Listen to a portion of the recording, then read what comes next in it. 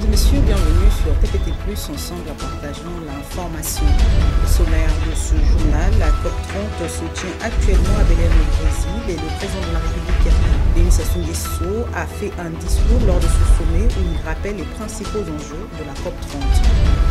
La 30e édition de la Journée nationale de l'arbre a été célébrée le 6 novembre. Comme chaque année, à cette occasion, le gouvernement congolais a fait une déclaration le mercredi 5 novembre 2025. Voici l'essentiel des titres à présent du journal.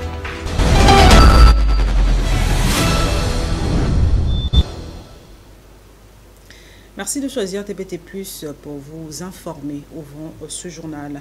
Le président de la République, Denis Sassou Nguesso, prend part au sommet COP30 qui se tient actuellement au Brésil.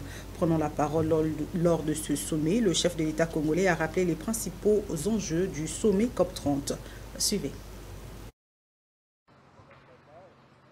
33 ans après Rio, 13 ans après Rio plus 20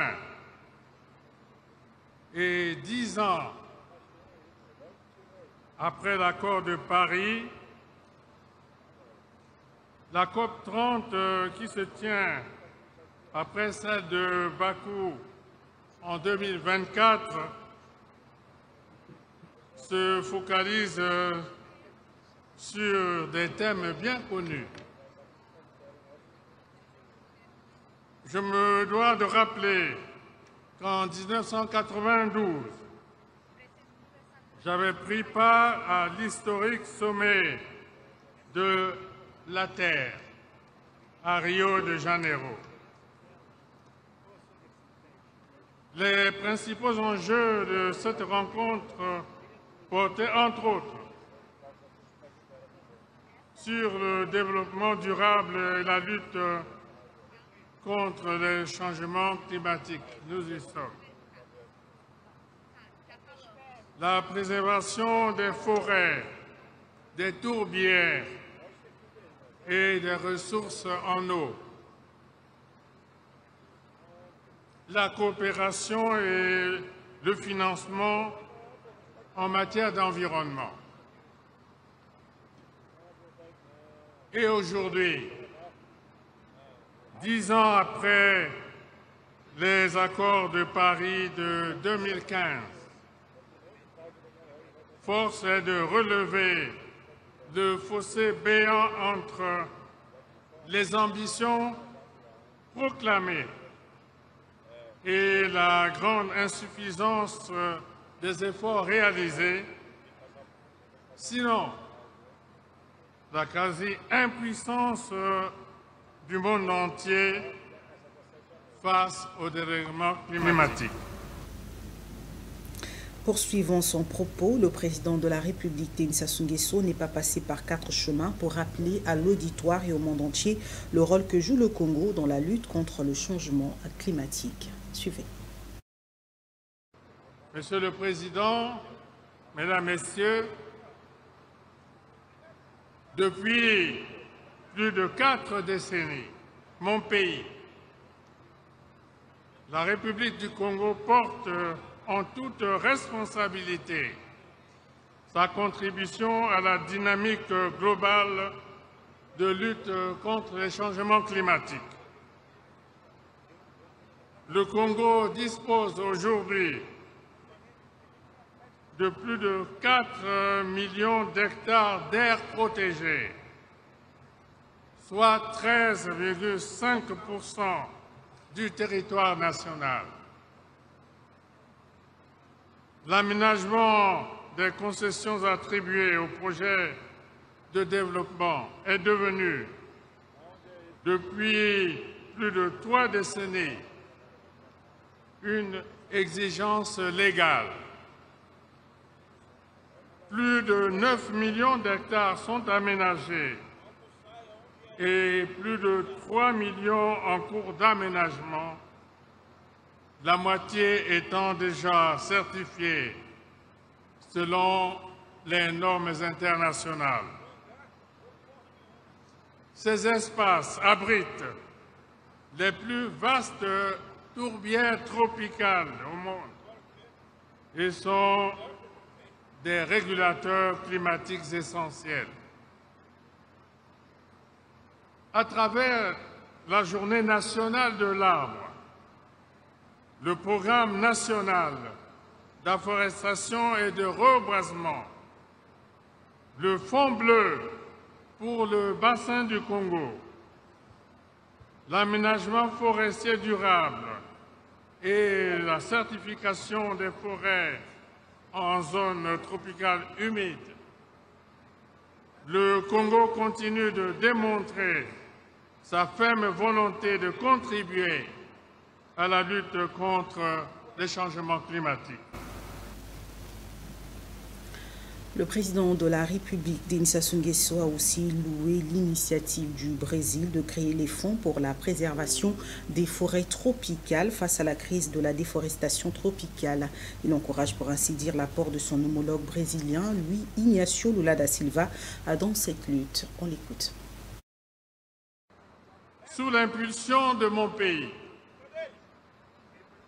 l'Assemblée générale des Nations unies a proclamé la décennie 2027-2036 des Nations unies pour le boisement et le reboisement dans le cadre d'une gestion durable des forêts.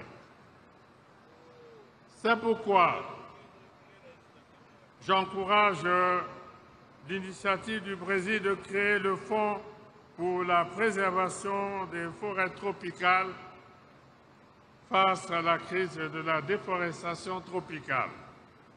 Cette initiative, qui rejoint celle de la Commission climat du bassin du Congo, avec son instrument financier, le Fonds bleu pour le bassin du Congo, est d'autant plus louable qu'elle se met également au service des peuples autochtones et des communautés locales qui sont les premiers gardiens des écosystèmes les plus riches en biodiversité du monde. Pour terminer, le président de la République, Denis Sassou Nguesso, a rappelé que le Congo dispose d'une loi qui assure la promotion et la protection des peuples autochtones. Il demande à la COP30 de prendre en compte des conclusions contenues dans un document appelé Déclaration de Brazzaville, et ce pour le bien de l'humanité. Suivez.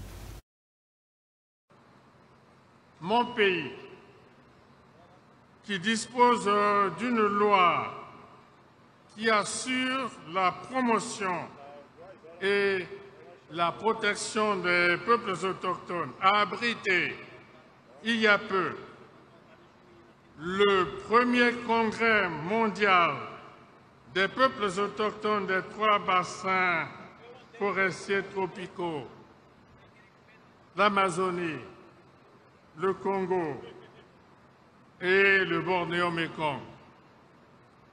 Je demande à la COP30 de prendre en compte les conclusions de ce congrès contenues dans un document appelé Déclaration de Brazzaville.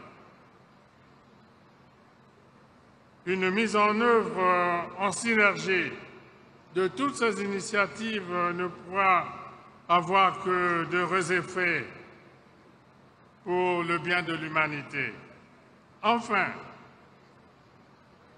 je tiens à réaffirmer l'engagement solennel de mon pays en faveur d'une gouvernance forestière fondée sur les principes de durabilité, de souveraineté écologique et de solidarité intergénérationnelle.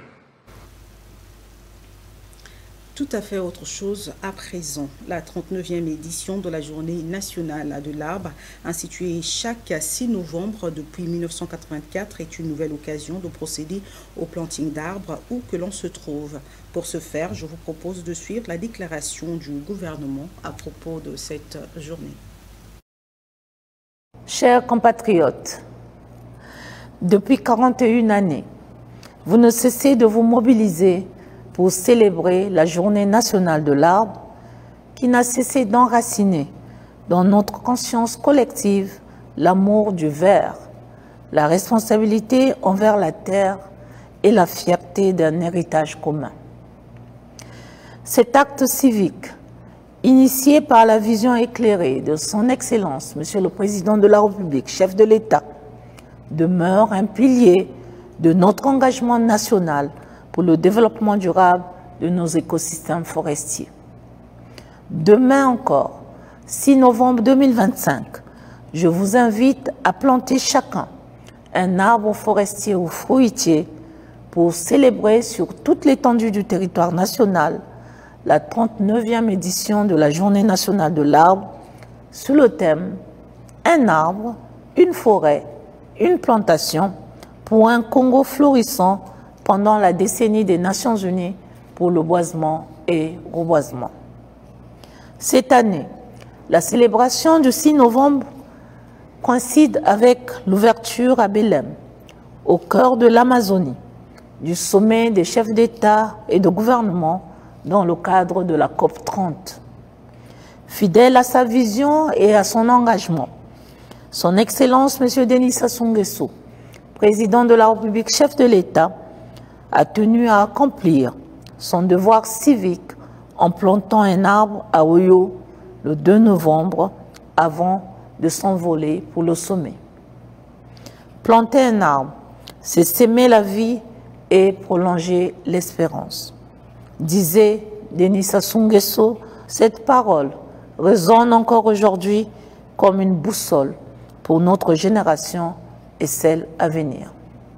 Chers compatriotes, l'histoire retiendra que le Congo fut la mère de la décennie des Nations Unies pour le boisement et le reboisement pour la période 2027-2036, adoptée en avril 2025 à la quasi-unanimité par l'Assemblée générale des Nations unies. Ce succès diplomatique, fruit du plaidoyer lancé par le chef de l'État lors de la COP27 à Sharm el-Sheikh, marque une étape historique pour l'humanité qui reconnaît que l'avenir du climat passe par le retour des arbres et érige notre pays en conscience verte du monde. Au moment où beaucoup annoncent la destruction de 4 millions d'hectares de forêts chaque année, le Congo proclame le renouveau des forêts. Il nous revient de transformer cette fierté en action, car au-delà du symbole de planter un arbre, c'est renouveler le pacte entre l'homme et la nature. C'est croire à la paix, à la fertilité et à la continuité. C'est aussi préparer les conditions d'une économie verte, inclusive et résiliente, portée par nos jeunes et par les femmes. C'est pourquoi, au nom du gouvernement de la République, j'appelle à une mobilisation nationale et patriotique autour des sites officiels de planting aménagés dans chaque département. À Brazzaville, le site de la Patte d'Oie, dans le bloc Tennis Club, près du stade Massamba Débat, sera reboisé et accueillera la cérémonie officielle. Partout ailleurs, chaque plante mise en terre sera une promesse de croissance, une prière silencieuse pour l'avenir. Je salue également la 9e édition de la Foire au Plomb, le rendez-vous des mains vertes, qui met à votre disposition une diversité d'espèces forestières et fruitières à Brazzaville, à Pointe-Noire, à Oyo et dans toutes les pépinières du Service national de reboisement. Cette initiative prolonge la chaîne de solidarité écologique que nous construisons année après année. Chers compatriotes, en cette 41e édition de célébration, plantons avec gratitude, plantons pour nous, pour nos enfants et pour ceux qui viendront après eux. Car chaque arbre planté aujourd'hui est un acte de vie, de souveraineté écologique, un serment de paix et un investissement dans la durée. En plantant, nous confirmons au monde que le Congo demeure ce pays de vision, ce pays d'espérance, ce pays où la forêt est à la fois patrimoine, avenir et mission. Vive la 39e édition de la Journée nationale de l'arbre. Vive la décennie des Nations Unies pour le boisement et le reboisement. Vive la République du Congo. Je vous remercie. Rien à voir avec ce qui précède. À Brazzaville, dans le quartier Mukondo, la route située à l'arrêt-la-ferme est dans un état piteux après des fortes pluies qui a mis la population en très grande difficulté. C'est un reportage de Michel Opakwele et Modeste Lolo. À Mukondo, précisément à l'arrêt-la-ferme, la scène est digne d'un film d'évacuation suite à la route qui est devenue méconnaissable où la pluie a tout ravagé. Des passants, pieds nus, sont contraints de retrousser leurs pantalons pour avancer. Des véhicules immobilisés, des motos contournant des flaques boueuses et des habitants qui tentent tant bien que mal de traverser une route devenue un véritable marécage. Ce tronçon, autrefois praticable, est aujourd'hui dans un état de délabrement avancé. L'eau s'y freine un chemin en permanence, creusant des nids de poules et transformant le goudron en terrain glissant. Résultat, les véhicules préfèrent rebrousser chemin plutôt que d'y laisser un pneu ou un amortisseur.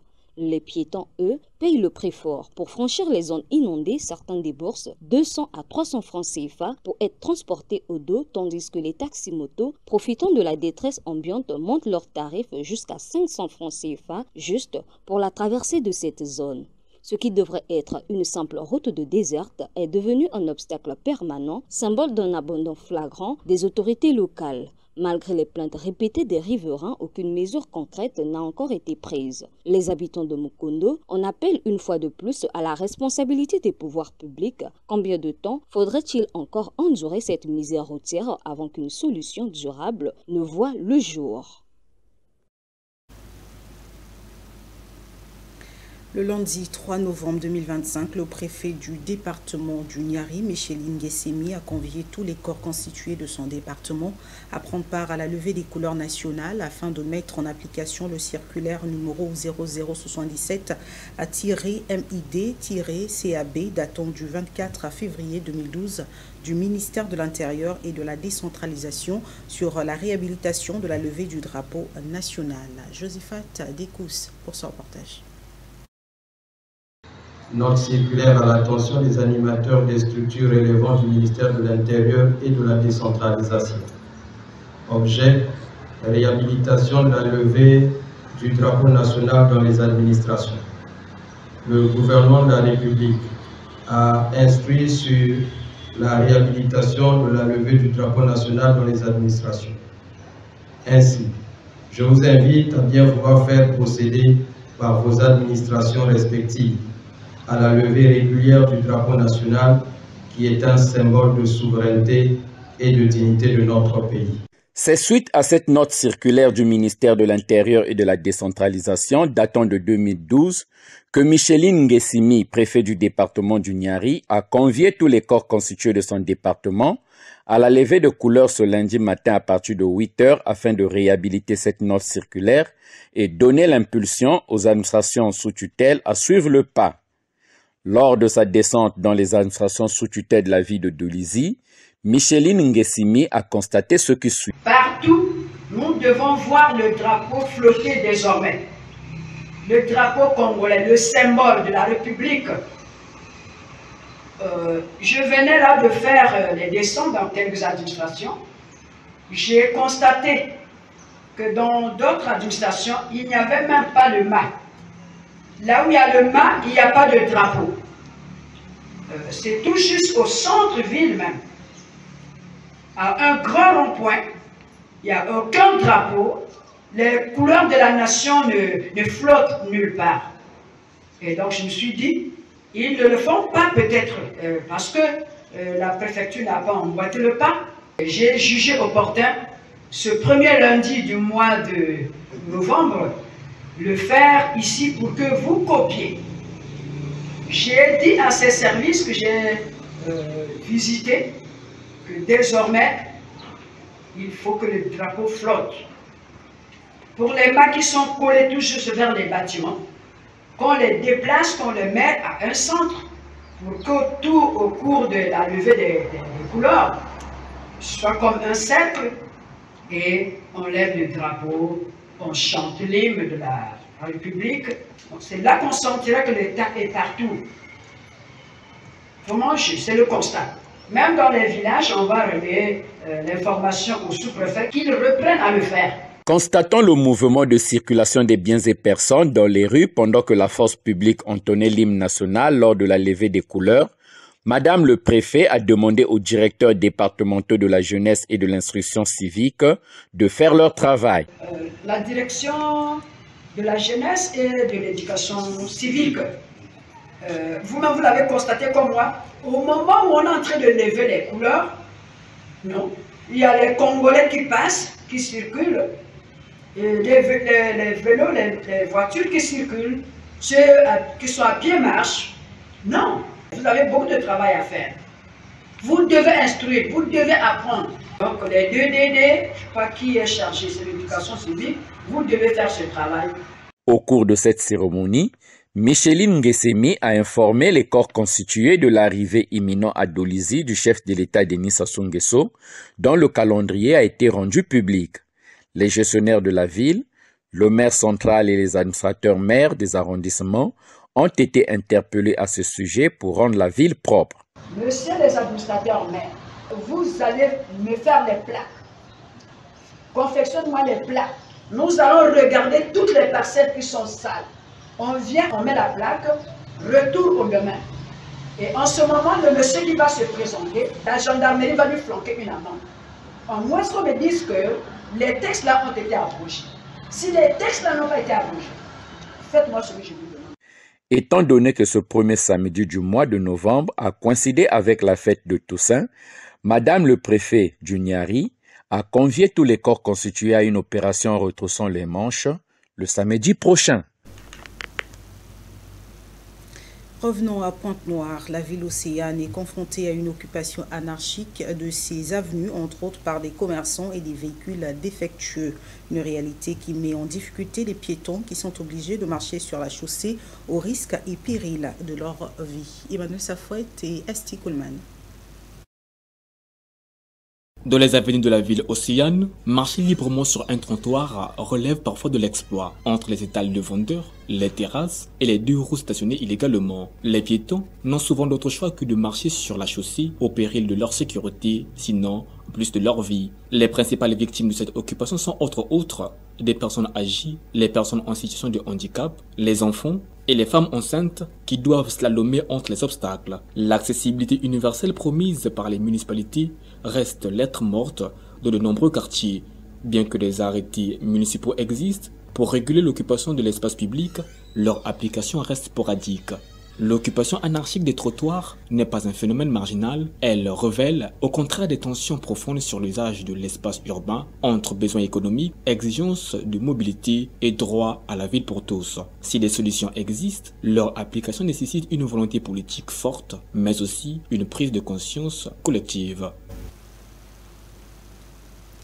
Et pour finir, le programme des obsèques de l'artiste musicien Achille Mouibo est désormais connu. L'enterrement aura lieu le samedi 8 novembre 2025 ici à Pointe-Noire et le lieu de recueillement officiel retenu est RTL City à Mvonvou, comme nous l'explique Caprice Dicon dans cette interview réalisée par Elios Boabé et Emmanuel Safouette. Suivez.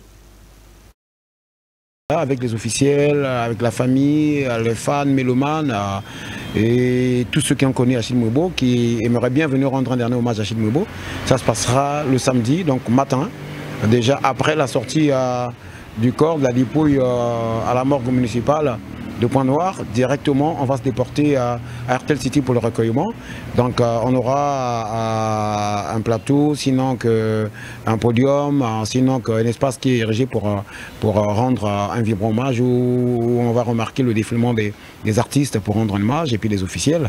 Alors donc il n'y a pas une soirée culturelle comme la spéculation en train de se vulgariser dans la ville, que Tata Loboko, par-ci. Donc on passe pour donner officiellement cette information qu'on pleurera Achille comme ça, à RTL City. Donc il n'y aura pas une soirée culturelle, mais entre-temps, toutes les soirées sont en train de se tenir au lieu de la veillée, donc située à la boulangerie Ngok, où on a érigé un podium qui est là, et tous les artistes passent pour des prestations. Sinon, officiellement, tout va se dérouler à RTL City, donc on sera le samedi, parce qu'il sera inhumé à Bellevue.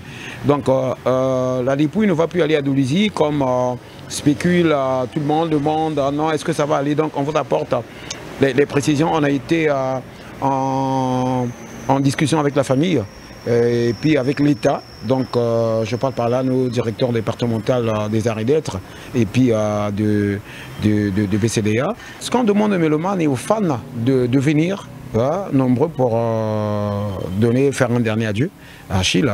Vous savez qu'on a toujours pleuré que les Congolais ne nous suivent pas, mais au moins à titre posthume. Ça, je crois que depuis qu'Achille Mwebo est rappelé à Dieu, nous sommes en train de constater un vide. C'est vrai que la valeur de la chose, c'est lorsqu'on a perdu. Excusez-moi, entre guillemets, de parler choses, mais la valeur d'un bien ou d'une personne, c'est lorsqu'on la perd. Mais est-ce que on va demeurer à cette routine qui devient une coutume pour nous?